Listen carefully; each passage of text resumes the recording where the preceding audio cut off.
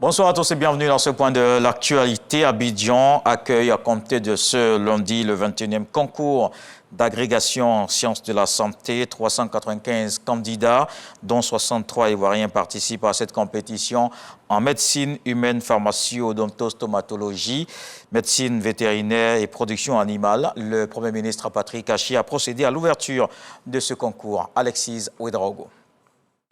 395 candidats en provenance de 13 pays prennent part au 21e concours d'agrégation des sciences de la santé du CAMES à compter de ce lundi à Abidjan.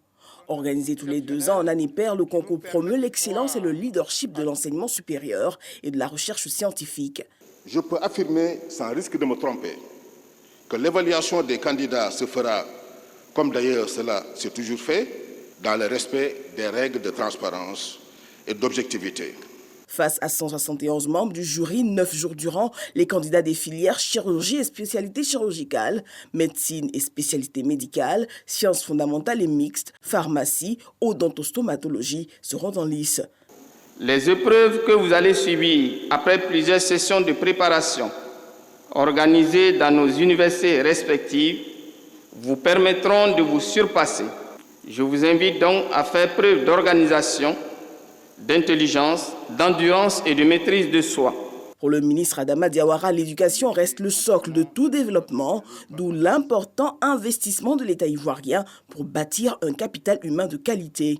En vue d'élever substantiellement le niveau qualitatif de ses enseignants, chercheurs et chercheurs, le ministère de l'Enseignement supérieur et de la Recherche scientifique a élaboré et commencé à mettre en application plusieurs réformes, dont celle relative à l'organisation du concours de recrutement des assistants.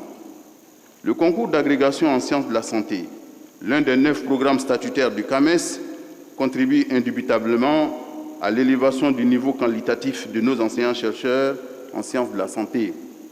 En effet, grâce à ce concours, nous avons des maîtres de conférences agrégés qui, à leur tour, forment efficacement les médecins qui constituent les cadres supérieurs de la santé. Et justement, la Côte d'Ivoire est honorée avec une distinction, celle du chef du gouvernement élevé commandeur dans l'ordre international des palmes académiques, au terme d'un examen minutieux qui salue son engagement. Pour atteindre l'ambition que l'Afrique promet au monde, il n'y a qu'un seul vrai levier, l'excellence du capital humain.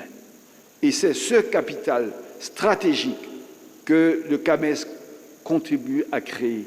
C'est elle dont le rôle est essentiel pour forger les compétences et les expertises à même d'agir pour la transformation de nos matières premières, d'agir pour le renforcement de l'industrialisation de nos États, d'agir pour la résilience de nos communautés au changement climatique, d'agir pour la gestion durable de nos ressources et pour la santé de nos populations.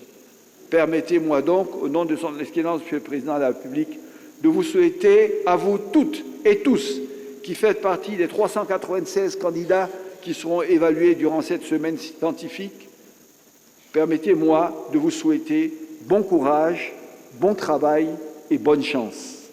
Le Premier ministre n'a pas manqué de saluer la force de l'impact certain du CAMES dans la construction de l'Afrique nouvelle. Et dans l'actualité, ce lundi, une séance de travail à l'Assemblée nationale a un projet pour modifier la loi sur la composition, l'organisation, l'attribution et le fonctionnement de la commission électorale indépendante.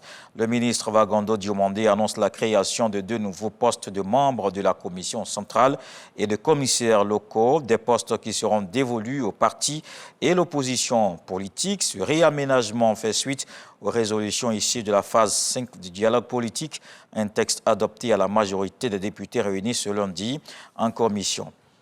Dans le reste de l'actualité, la conférence de l'ONU sur le climat s'est ouverte ce dimanche à Sharm el-Sheikh en Égypte. La question financière sera au cœur des discours des chefs d'État et de gouvernement. Le nerf de la guerre, c'est l'argent que le Nord a promis au Sud pour l'aider à s'adapter aux impacts du changement climatique. Mais cette promesse faite en 2009 à la COP15 de Copenhague de réunir 100 milliards d'euros par an pour 2020 n'a pas été concrétisée. Ils doivent pourtant être doublés d'ici à 2025 et d'autres objectifs doivent être fixés lors de cette CAP. En France, violence sexuelle, 11 évêques ou anciens évêques mis en cause. Cette annonce a été faite par le président de la conférence des évêques. Il a indiqué que le cardinal Jean-Pierre Icard, ancien évêque de Bordeaux, a reconnu une conduite répréhensible sur une mineure de 14 ans il y a 35 ans. S'ajoute Monseigneur Michel Samtier, sanctionné en 2021 par les autorités du Vatican.